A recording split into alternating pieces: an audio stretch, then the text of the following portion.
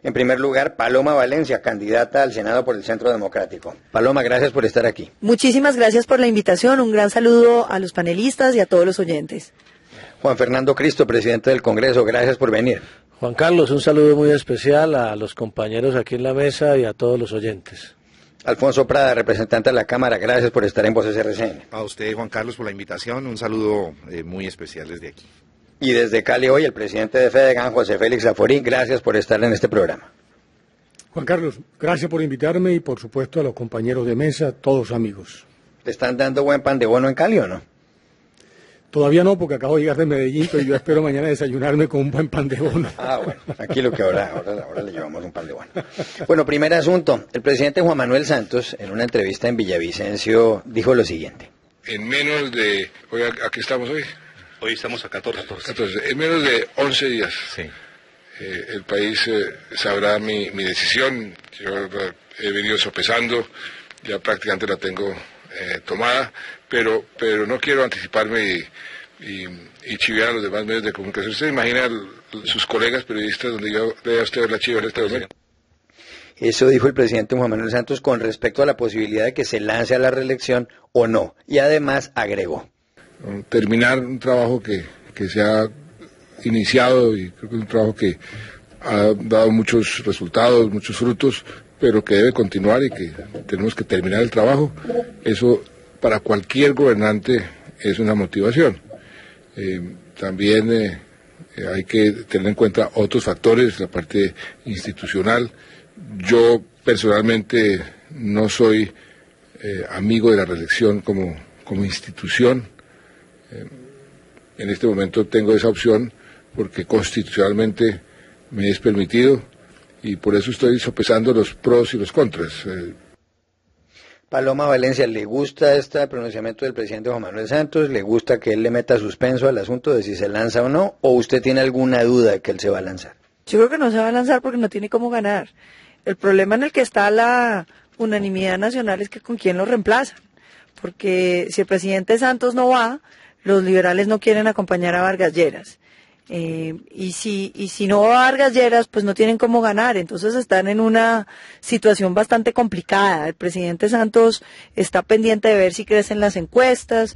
Yo le apuesto que él va a decir que va, pero por ahí en enero se retira porque las encuestas le van a mostrar que no puede ser reelegido. Y la situación se le está complicando mucho a esa unidad nacional porque uno ve que no tienen un candidato que los aglutine a todo. Incluso se rumora que el expresidente Gaviria estaría pensando también salir a la palestra pública para competir con Vargas Lleras en caso de que Santos no vaya. Por supuesto, la U no querría apoyar a Vargas Lleras porque eso significaría, luego del golpe del expresidente Uribe, pues no tener candidato a la presidencia significaría prácticamente la desaparición de la U.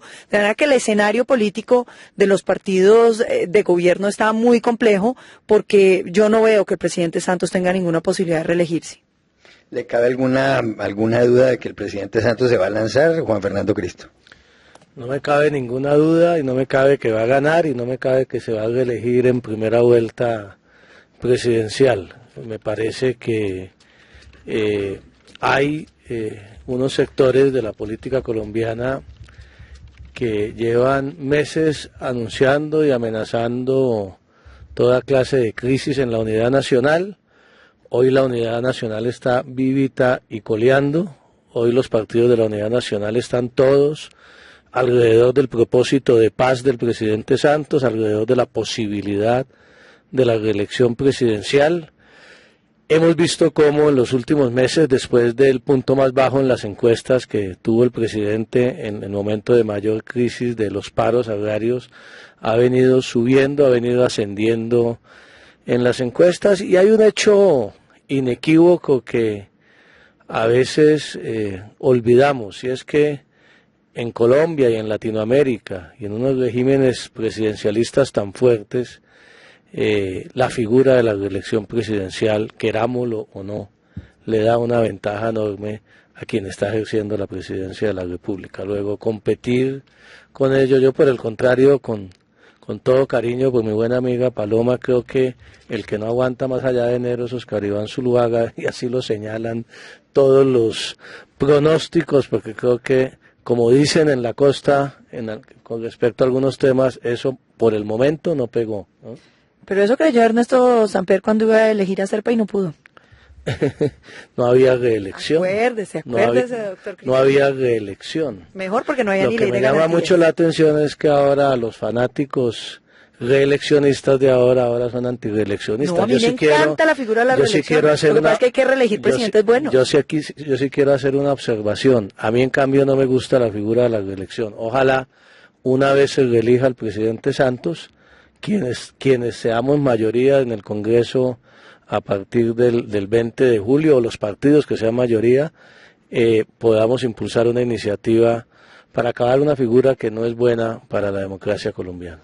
José Félix Laforía, ¿aguanta el presidente Juan Manuel Santos si se lanza, aguanta tranquilamente hasta enero y más allá de gana en primera vuelta, como dice Juan Fernando Cristo, o no se presenta y si se lanza la reelección se le cae la candidatura de aquí a, qué sé yo, a marzo? No presentarse es aceptar de entrada que su derrota. Por consiguiente, el presidente el 25 de mayo va a anunciar que se nomina para la reelección.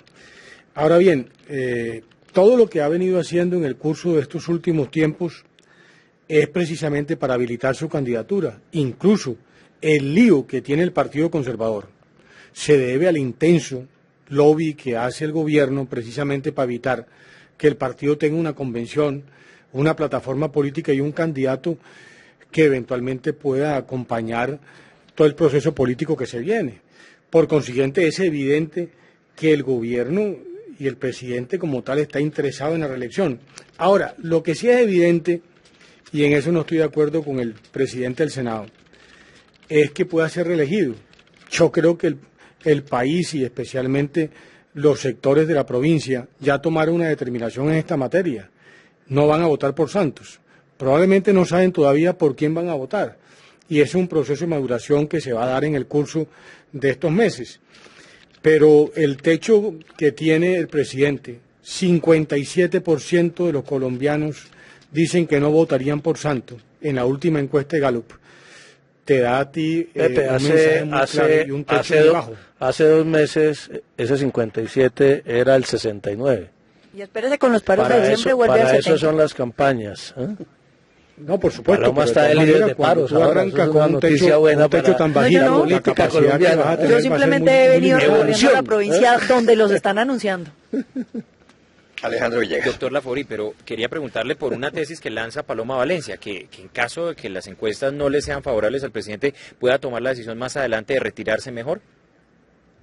Pues eso está prácticamente al orden del día. Es decir, yo estoy aquí en Cali, esta mañana estaba Germán Vargas y por supuesto avanza en el tema de buen gobierno. Eso no significa que no esté montando también una estructura que eventualmente lo habilitarían. Hoy hay ciertos sectores de la Mesa de Unidad Nacional, especialmente del Partido Liberal y del Partido de la U, que no gustan de la eventual candidatura de Vargas, pero no hay cosa que más entusiasme que la posibilidad de que alguien llegue a la presidencia de la República. Esos mismos que hoy repugnan la candidatura de Vargas, en el hipotético caso en que el presidente Santos dé un paso al costado, son los primeros que llegan a darle oxígeno a la candidatura del gobierno. ¿Cómo ve usted la candidatura de Oscar Iván Zuluaga, Paloma Valencia? ¿Usted cree que está tan debilitado como dice Juan Fernando Cristo? No, todo lo contrario. Yo creo que Oscar Iván Zuluaga tiene 2 características que son muy importantes en un candidato. Primero, que no genera resistencias. Es una persona que no tiene imagen negativa, que no genera ningún espectro negativo y que por el contrario eso significa que tiene una enorme posibilidad de crecimiento. Y la segunda característica es que Oscar Iván no está alto en las encuestas, no porque la gente no lo quiera, sino porque no lo conoce. De manera que ahí lo que hay es una ventana de oportunidad. Está iniciando un periplo por todo el país con el presidente Uribe, acompañado de muchos de quienes integramos esas listas, y yo creo que en la medida en que el país lo vaya conociendo, lo vamos a ver crecer muchísimo, porque es un hombre muy estructurado, con unas propuestas muy serias, que tiene además pues esa característica de que no genera ninguna resistencia, ningún temor, ningún sentimiento adverso. En cambio, los otros, y me refiero con esto al presidente Santos y al doctor Vargas Lleras, tienen esa imagen negativa que les pesa mucho. Juan Fernando Cristo, puede que no tenga lo que se llama el negativo en las encuestas muy alto, Oscar Iván Zuluaga, pero ¿tiene apoyo suficiente para ganar? No, a mí me parece que la candidatura de Oscar Iván nació muerta. Nació de una convención que todavía no conocemos la votación. Su candidato contradictor, que era inmensamente popular antes de se desapareció del país y está reflexionando a ver si viene a la campaña o no. Y una candidatura, lo que pasa es que yo no creo en candidaturas en cuerpo ajeno. A mí me parece que una candidatura que necesita que el jefe salga a acompañarlo por todo el país. Nosotros no estamos en Rusia ni en una república bananera. A pesar de los problemas que tiene Colombia y que ha tenido a lo largo de su historia la democracia, este es un país con una institucionalidad seria, con una democracia seria, que independientemente de la popularidad que puede tener el presidente Uribe, no se puede hacer lo de Putin en Rusia o no se puede hacer lo de Somoza en Nicaragua en sus buenas épocas. Alfonso Prada, ¿cómo ve el panorama político ahí? ¿Le alcanza la gasolina a Santos para ganar en primera vuelta, como dice Juan Fernando Cristo? ¿O ve usted algún peligro de que Oscar Iván Zuluaga se encarame? No, Juan Carlos, yo veo la cosa diferente. Realmente, además lo he señalado muchas veces en el Congreso, es que cuando aquí el presidente Uribe promovió y logró que se reformara la Constitución para que hubiese reelección presidencial, lo que en el fondo logró es que los periodos en Colombia no sean de 4 años, sino de 8 años. Eso es lo que ocurre cuando hay reelección, los periodos de los gobiernos, porque los presidentes tienen una ventaja, como decía Juan Fernando Cristo, evidente, ostensible, en materia mediática, de realizaciones, de inversión pública, de muestra de resultados, que no tiene ningún candidato. De tal manera que lo que ocurre es evidentemente que el presidente prácticamente está reelegido. ¿Qué ocurre? Que a los 4 años hay un referendo revocatorio. Porque si es realmente una catástrofe, ha sido un presidente corrupto, ha sido un presidente bandido, un presidente con tamaño ineficiencia, pues que el país esté en una parálisis total, pues la gente sale masivamente a la calle y le revoca anticipadamente ese segundo periodo y convoca un nuevo gobierno. Yo creo, Juan Carlos, que el presidente Santos ha sido un buen presidente, ha sido un presidente honesto, un presidente que le ha puesto el pecho a cada uno de los problemas del país y un presidente además que se ha vuelto el gran líder de la nación en los últimos 50 años, que está llevando el país en La Habana a la firma de un acuerdo de paz que va a marcar un punto de quiebre en la historia de Colombia, y eso va a ser reconocido en las urnas el próximo mes de mayo, en la primera vuelta presidencial. Santos va a ser un líder que convoque al país. Yo creo que la sensatez de los colombianos se va a imponer allí precisamente para garantizar que haya continuidad en ese proceso y que llevemos al país a una etapa de posconflicto en el que podamos reconstruir completamente este país roto totalmente por un baño de sangre de 50 años. Hay un segundo asunto sobre el que quería consultarles la opinión y tiene que ver con esta información que le dio el ministro de Defensa, Juan Carlos Pinzón, al expresidente Álvaro Uribe, de que las FARC pensaban atentar o han planeado atentar contra el exmandatario. También han pensado atentar contra el fiscal general de la Nación, según datos del gobierno del presidente Juan Manuel Santos. Hoy se pronunció sobre el asunto el Procurador General de la Nación, Alejandro Ordóñez, y dijo esto. Los organismos de seguridad tendrán que confirmar, pero eso entra dentro de la lógica de la FARC. La FARC siempre ha alternado las formas de lucha.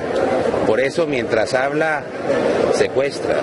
Mientras habla, comete atentados terroristas. Mientras habla, amenaza a la institucionalidad. Y hoy nos enteramos de la amenaza frente al expresidente Uribe y al señor fiscal general. Juan Fernando Cristo, ¿hay que pedirles cuentas a los líderes de las FARC en La Habana por esto? ¿Deberían aclarar qué es lo que está pasando? ¿Deberían advertir si la columna Teófilo Forero, que se supone que es la que está detrás de los atentados, está alineada con ellos, o si va a ser más o menos una reda suelta y en caso de que se firme un proceso de paz va a seguir pegando tiros? Yo creo que hay que pedir 2 pronunciamientos muy claros en este episodio que todavía genera mucha confusión y muchas dudas, Juan Carlos.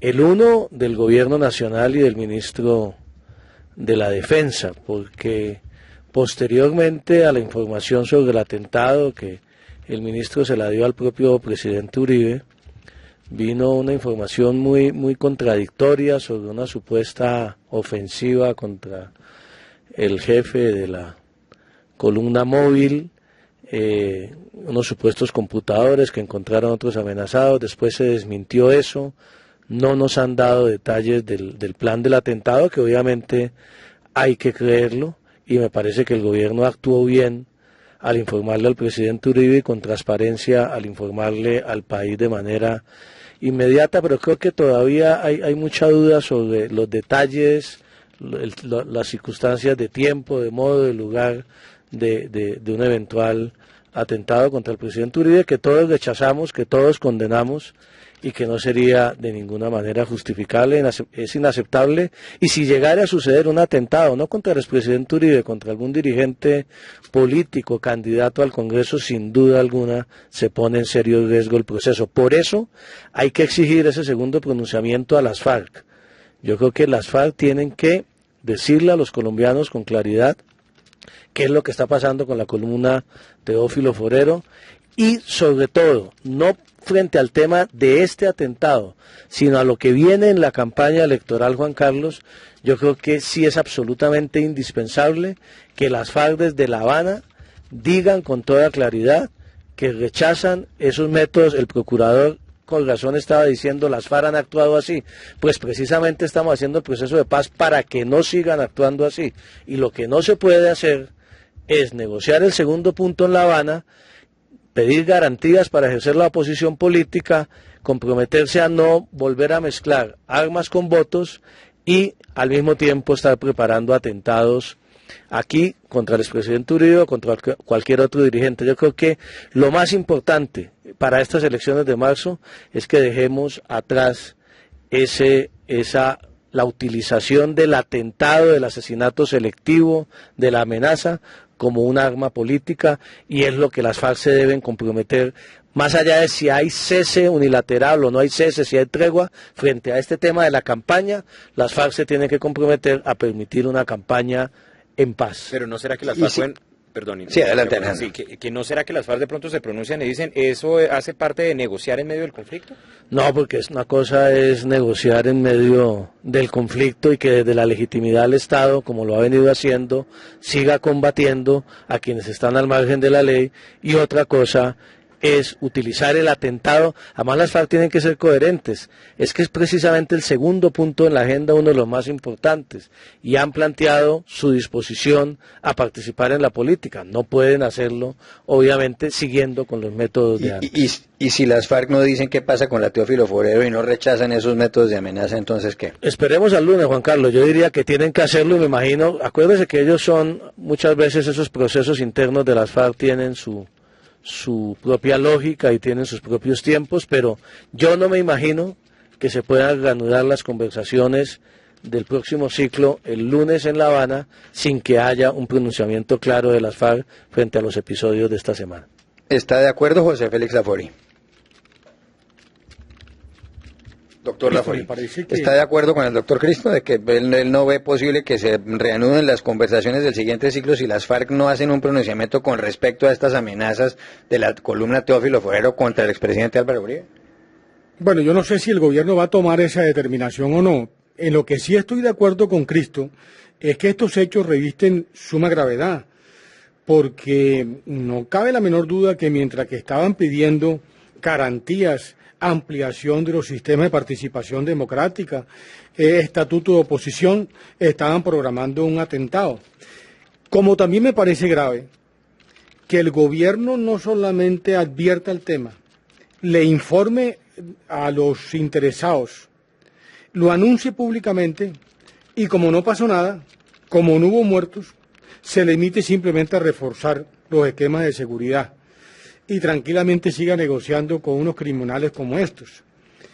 Pero también quería advertir una cosa que me parece importante, Juan Carlos. Yo siento que aquí el gobierno debe dar una explicación a propósito de unas declaraciones muy claras que da el ministro de Defensa y debo decirle que yo le tengo respeto y aprecio su labor sobre las operaciones militares que se desarrollaron precisamente para golpear las estructuras de la Teófilo Forero, y hay unos generales que están en el teatro de operaciones que dicen que las operaciones no fueron.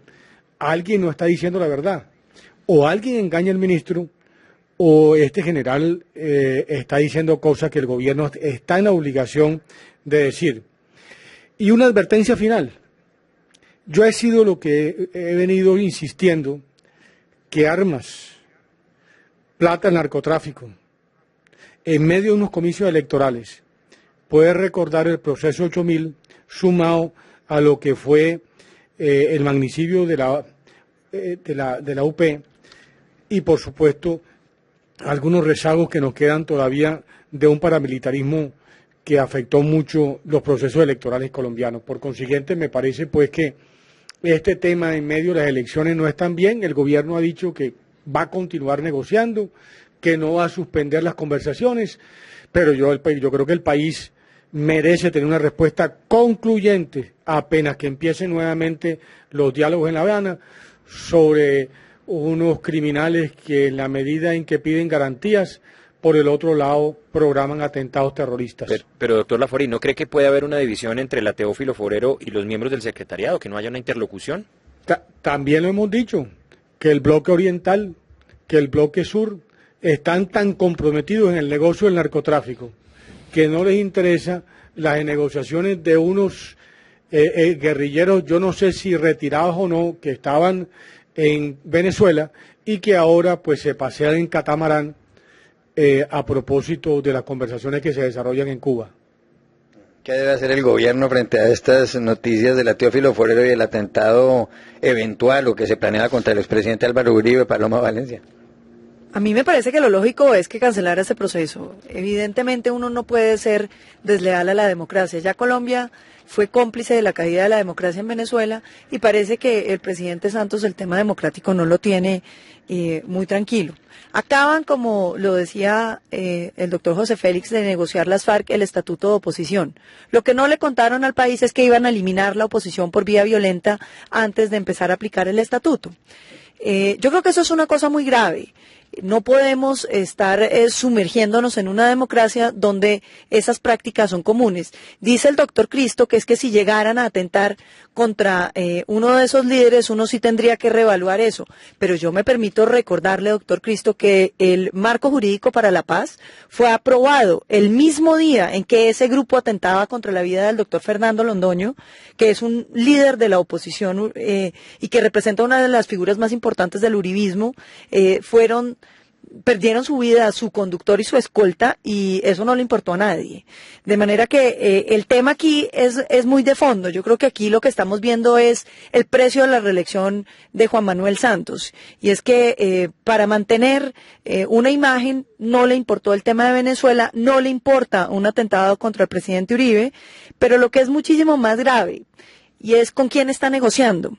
Yo había oído en el departamento del Huila varios comentarios donde decían que el jefe de la Teófilo Forero decía, nosotros no nos vamos a desmovilizar, se desmovilizan los gordos del secretariado. Paisa. Sí, y eso lo que quiere decir es pues que el anuncio del tal posconflicto es una gran mentira. Colombia va a tener la misma violencia, solo que con otro nombre, y entonces nos van a decir que nos tenemos que sentir seguros. Yo creo que ahí hay que entender que los pactos con tramposos se llaman estafas, y que uno no puede simplemente, por creer en las buenas intenciones de quienes han sido tramposos sistemáticamente, asesinos sistemáticamente, creer que de un día para otro se convirtieron en gente buenísima que le gusta la democracia y que quiere participar en la democracia. Eso no es cierto. Se trata de un grupo narcoterrorista que está dando señales claras de que siguen siendo un grupo narcoterrorista, que no tiene ninguna intención de paz. ¿Está de acuerdo, Alfonso Prada?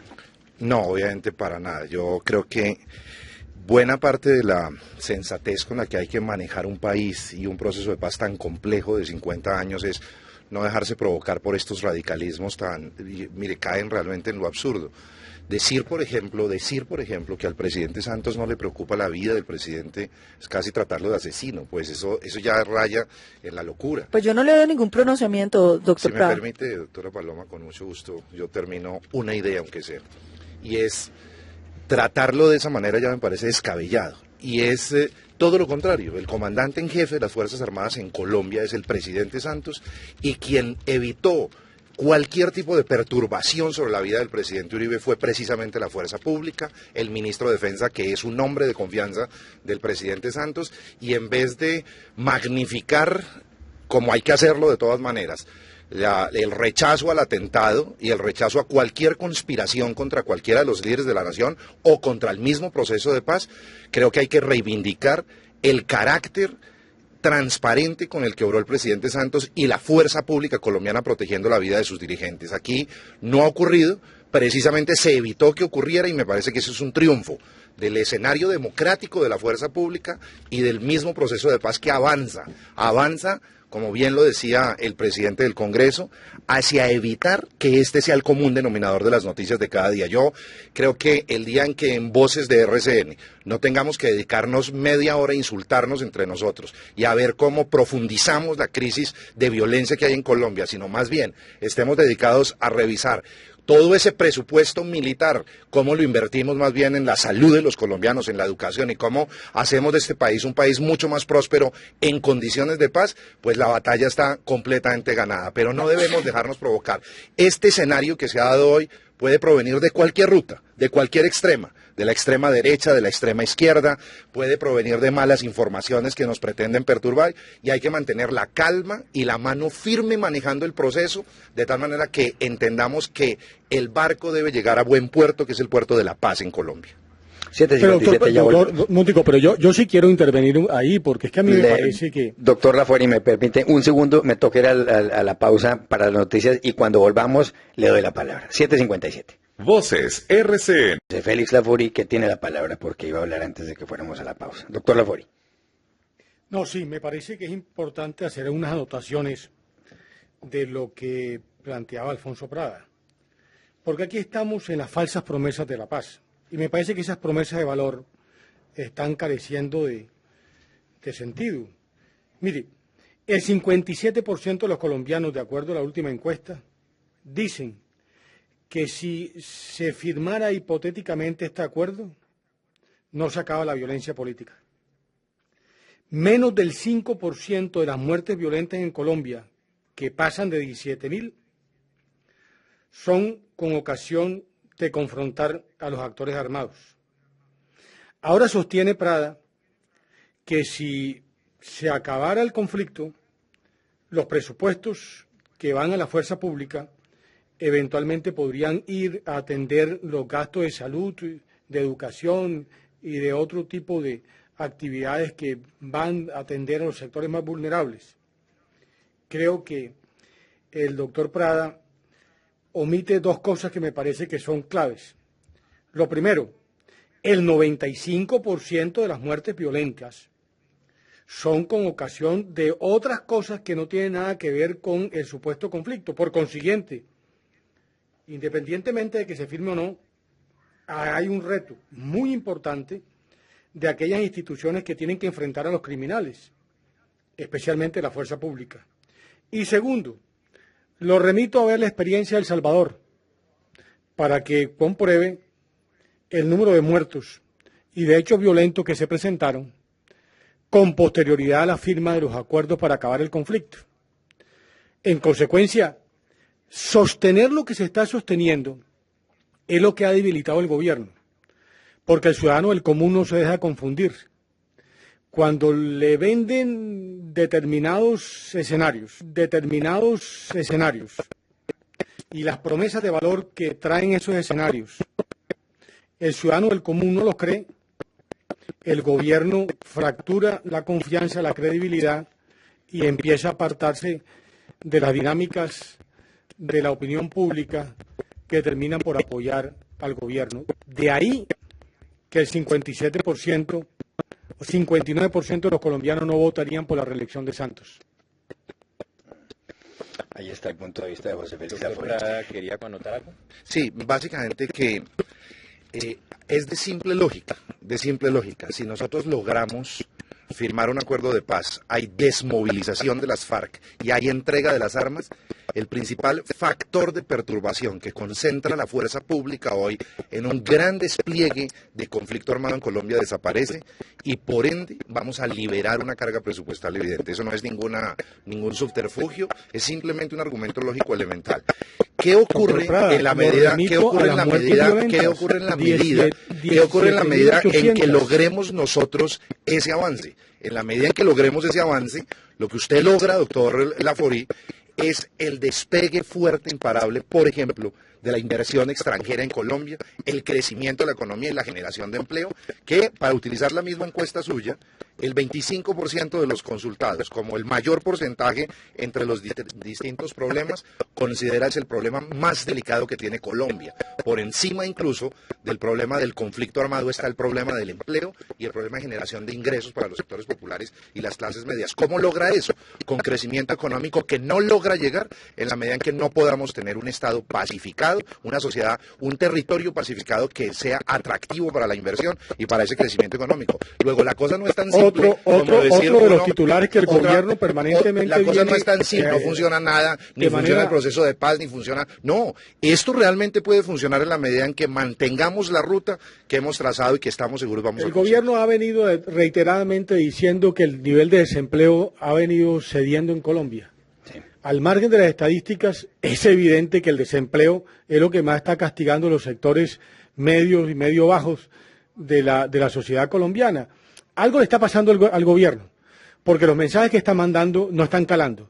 Y no están calando porque claramente rompe la realidad. Levanta la mano Juan Fernando Cristo. No, yo escuchando estos mensajes contra el proceso de paz, he pensado que en estos días, Juan Carlos, hicimos una invitación a la reflexión a los enemigos del proceso. Es la primera vez que en Colombia un proceso de paz tiene enemigos declarados. Antes eran enemigos agazapados. Eso para la democracia colombiana es bueno. Es bueno. Y yo creo que ese debate sobre el proceso ayuda al gobierno también a ir tomando todas las precauciones en el proceso.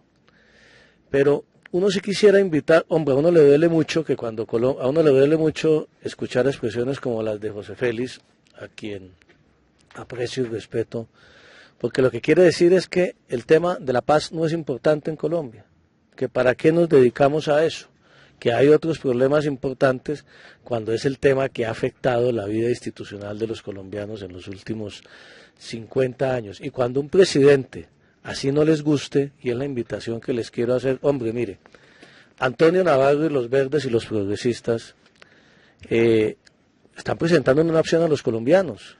No quieren acompañar la reelección del presidente Santos. Eso es válido, quieren construir una opción de oposición, pero apoyan el esfuerzo de paz que está haciendo el Estado colombiano. El Polo Democrático, de la misma manera, la señora Clara López ha dicho una y otra vez que el Polo va a presentarle una alternativa a los colombianos, pero acompaña los esfuerzos de paz. Qué bueno fuera que separáramos la candidatura y la aspiración del presidente Santos a la reelección presidencial con el tema del proceso de paz, que se hiciera un alto en el camino y miráramos que es una oportunidad única que tiene el país después de 50 años de conflicto, sí, que estamos más cerca que nunca. Es necio desconocer que es la primera vez que las FARC se acogen a una agenda concreta de 5 puntos. Es necio desconocer que es la primera vez que las FARC firman un acuerdo con un gobierno en 2 puntos fundamentales como el desarrollo rural y la participación en política. ¿Por qué le apuestan tanto al fracaso del proceso de paz? ¿Por qué no buscamos parar este baño de sangre? Mire, si no tiene éxito este proceso de paz y la dinámica de las negociaciones de Belisario Betancur, de Gaviria en Tlaxcala, de Pastrana en el Caguán, demuestra que volverán a pasar mínimo 12, 15 años nuevamente para que pueda haber la posibilidad de una negociación del conflicto colombiano y no nos sigamos matando. Y yo creo que es una oportunidad única que valdría la pena. Viene estos días Antanas Mocus, que fue el principal contradictor del presidente Santos, que no es un hombre de izquierda, que no es un hombre amigo de las FARC, que ha dicho las cosas más feroces contra las FARC, apoyando también el esfuerzo de negociación. Esa es la invitación muy cordial que les hago, porque es una contradicción muy grande. Aquí se preocupa mucho por el proceso, dice que el proceso no tiene legitimidad en los colombianos, pero al mismo tiempo se preocupan de que el presidente utilice supuestamente el proceso de paz para mantener la popularidad. Yo sí le quisiera contestar al doctor entonces, al fin la paz, pregunto yo, Juan Carlos, ¿es popular o no es popular? Si dicen, es lo mismo cuando el referendo, ¿se acuerda, Alfonso?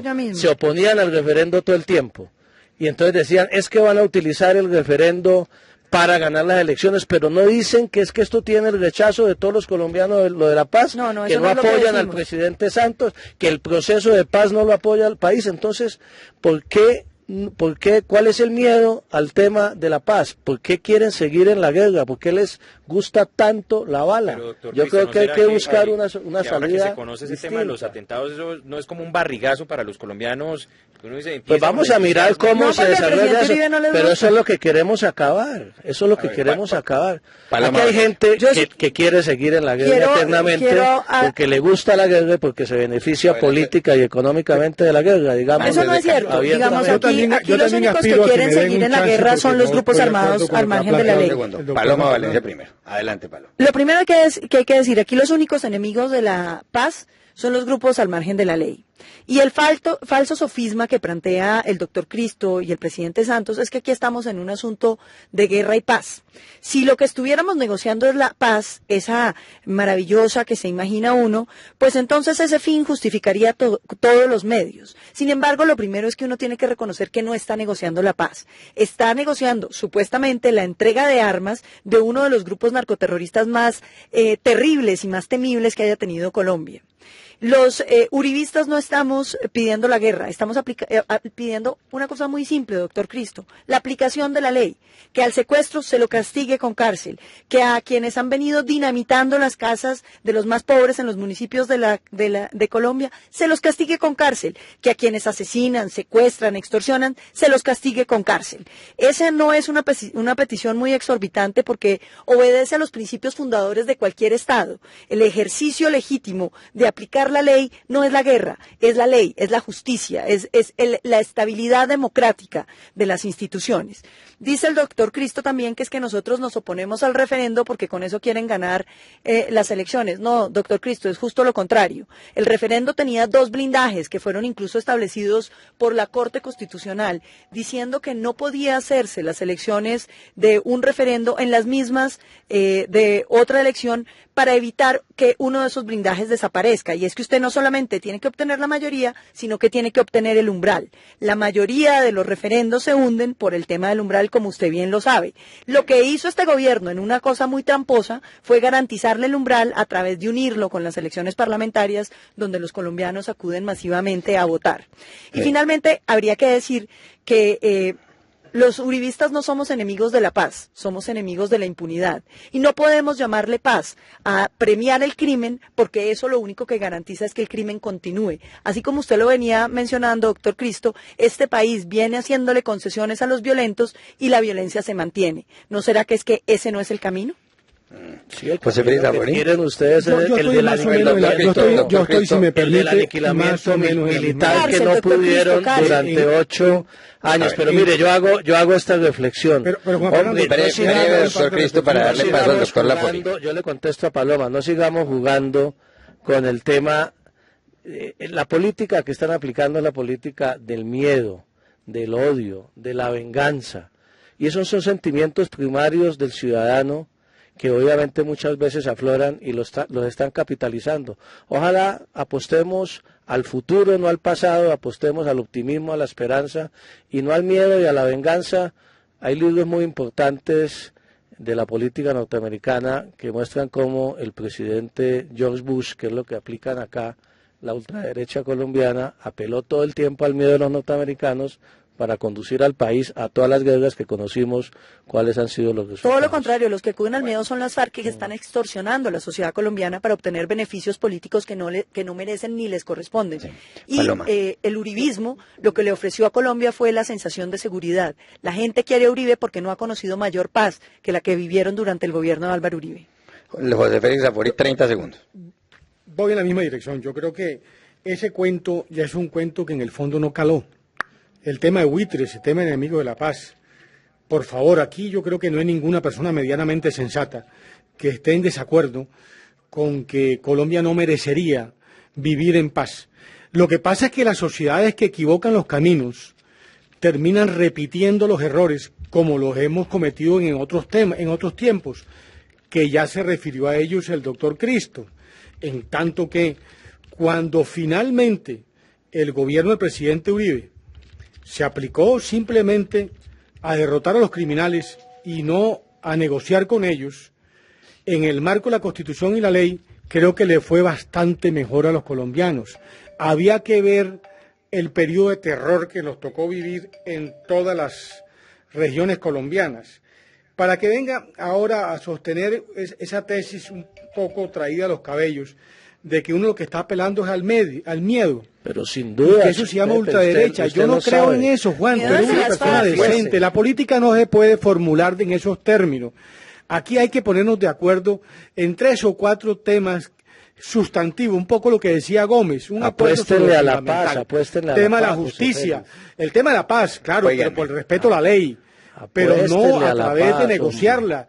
Porque si hay que negociar la ley cada vez que un violento la ley es la negación de la poner las condiciones de sometimiento a la justicia que ellos tienen en su estrecho forma de pensar, estamos muertos. Creo que esa no es la vía. La gente que usa las vías democráticas tiene que encontrar unos escenarios mucho más virtuosos. Nos quedan 3 minutos para otro asunto con el cual les pido una opinión muy breve a cada uno de ustedes, empezando por Alfonso Prada, y tiene que ver con este rifirrafe de la Contralora y el fiscal. Hoy el fiscal le contestó, el fiscal Eduardo Montealegre, a Sandra Morelli en estos términos. La señora Contralora hizo unas afirmaciones muy graves, no solamente contra Eduardo Montealegre como abogado, sino contra Eduardo Montealegre como fiscal general de la Nación. En el texto de la denuncia, reiteradamente, la señora Contralora, que siendo fiscal general de la Nación, seguí percibiendo honorarios relacionados con la asesoría de Saludcop. Esta afirmación de la señora Contralora es mentira, falta la verdad, es una mentira tan grande como el tamaño de una catedral.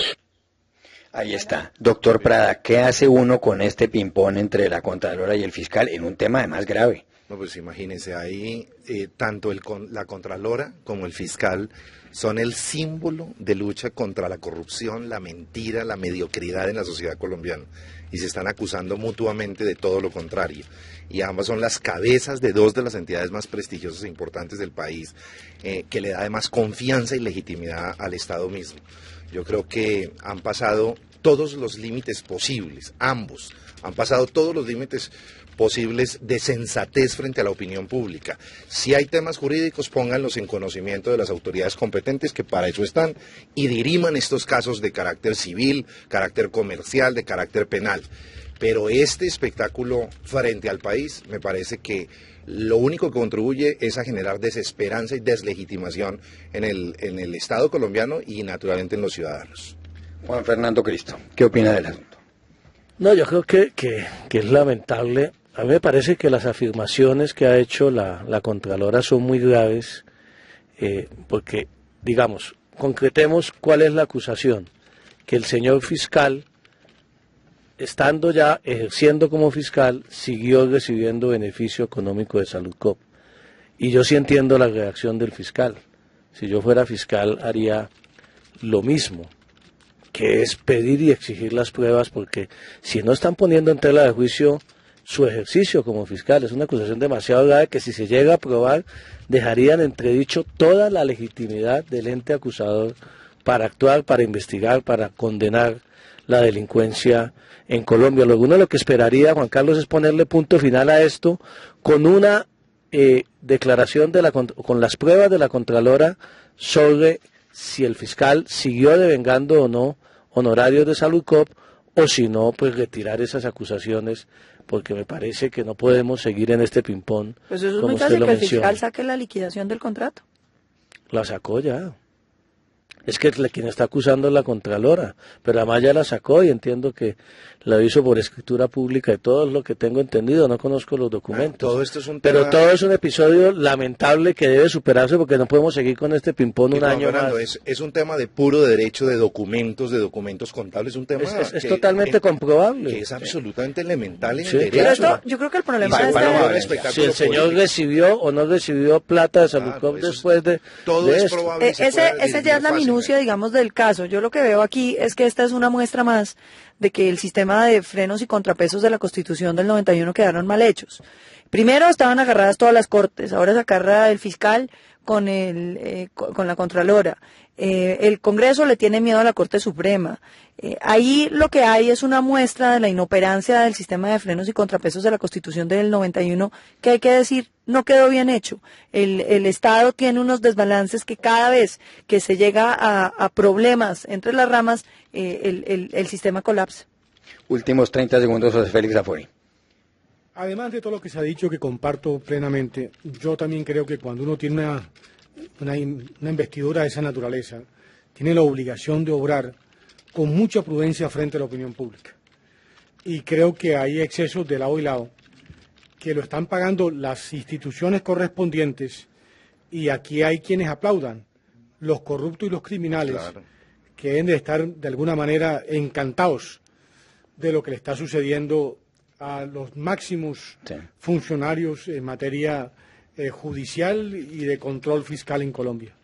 Gracias a todos por haber estado aquí. José Félix Zafori, Juan Fernando Cristo, Paloma Valencia, Alfonso Prada. Y a ustedes los espero mañana en Voces RCN. El debate está en Voces RCN.